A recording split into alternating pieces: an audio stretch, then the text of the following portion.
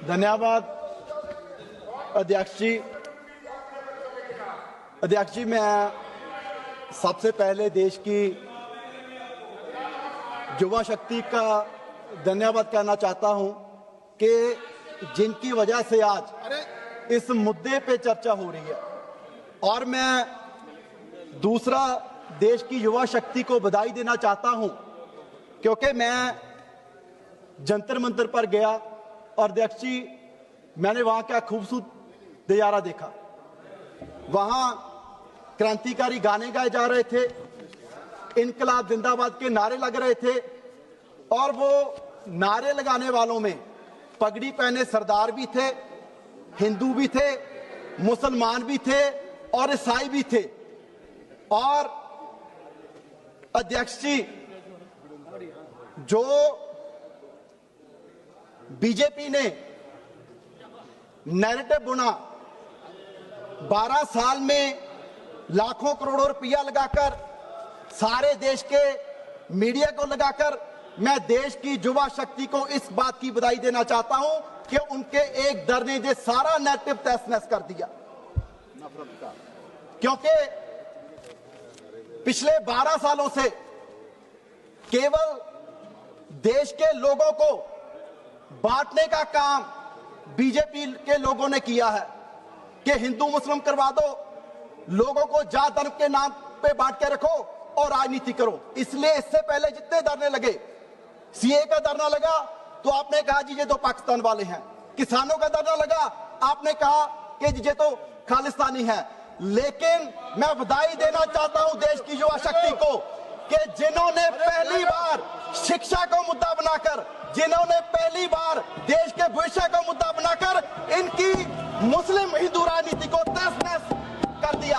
और आज अध्यक्ष जी, इनको डर ये नहीं है कि एक मंत्री का रेजिग्नेशन हो गया, आज इनको डर यही है कि इनका हिंदू मुस्लिम का नैरेटिव टूट गया।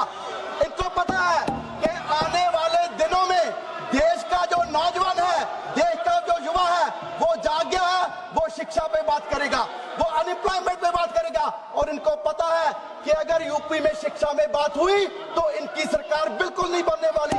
इनको पता है कि अगर पंजाब में शिक्षा पे बात हुई, बेरोजगारी पे बात हुई तो ये कहीं नहीं टिक पाएंगे।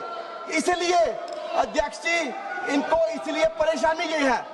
इसीलिए तो अध्यक्ष जी मैं कहना चाहूंगा कि हमारे माननीय प्रधानमंत्री जी, कभी आपने उनके चेहरे पे इतनी स्ट्रेस देखी है, इतना परेशान देखा है? जो प्रधानमंत्री जी 4 कैमरे लगा के वीडियो बनाते हैं, रात के 12 बजे अध्यक्ष जी ऐसे खुद वीडियो बना रहे थे, क्योंकि डर ही यही है कि नैरेटिव टूट गया। और आपको डर ही यही है कि नैरेटिव टूट गया। और मैं आपसे कहना चाहता हूं कि देश के नौजवान युवा जागे हैं। आज डेवलपमेंट के पे इलेक्शन होगी, शिक्षा पे इलेक्शन होगी, तो आपको पता है आप कहीं नहीं टिक पाएंगे। और दूसरा अध्यक्ष जी, उन्होंने कहा कि जी आप देखिए कि पिछले दिनों जो इनके प्रवक्ता बैठ के कहते थे कि हम जी चेंजेस ला रहे हैं, अगर पेपर लीक हो गया तो कहा नफरत नहीं कि जी हम एयरफोर्स का इस्तेमाल करेंगे। अध्यक्ष जी, मैं सारे सदन को बताना चाहता हूं कि एयरफोर्स का इस्तेमाल इससे पहले कीनिया कर रहा है, अल्जीरिया कर रहा है, इंडोनेशिया कर रहा है, फिलीपींस कर रहा है। एक भी विकसित देश बता दो, ऑस्ट्रेलिया हो, कनाडा हो, अमेरिका हो, जो एयरफोर्स का इस्तेमाल कर रहा हो। आप जिसे विश्व गुरु कह रहे हैं, आप कहां ले जाकर उसको खड़ा कर रहे हैं। और इन्होंने कहा कि जी हम टेलीग्राम का जो दूसरी ऐप्स है उनको ब्लॉक कर देंगे। अध्यक्ष जी, इसमें भी बड़ी इंटरेस्टिंग बात है, इनका इस्तेमाल कर रही है Algeria, Jordan, Iraq, Sudan, Syria, Ethiopia. आप देखिए कि आप देश को कहां ले जा खड़ा कर रहे हो। और अध्यक्ष जी, ये सारे के सारे वही देश हैं जिनमें धर्म की, जाति की राजनीति चल रही है। आज हमें सोचना होगा कि हमें किस तरह बढ़ना है, डेवलपमेंट की तरफ या इन देशों की तरफ। और दूसरा अध्यक्ष जी, मैं कहना चाहूंगा, आपने कहा कि जी हम इसमें सजा बढ़ाएंगे कि जी 3 से 5 साल करेंगे। अध्यक्ष जी, इससे पहले भी सजा थी, देख के तो इस बात की है कि इंप्लीमेंटेशन नहीं हो रही, सजा किसी को हो नहीं रही।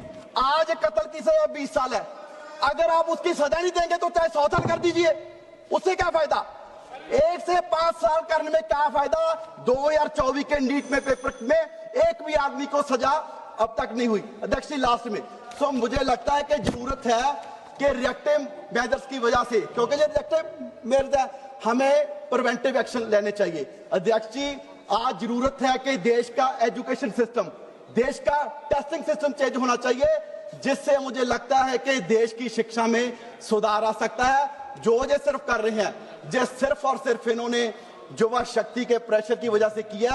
आज मैं फिर से युवा शक्ति को सलाम करना चाहता हूं, जिन्होंने देश को जगाने का काम किया और नए मुद्दे शिक्षा, एम्प्लॉयमेंट, बेरोजगारी, उन मुद्दों पे भारत के लोगों को लाके फिर से खड़ा कर दिया। सदस्य श्री शशांक मणि जी।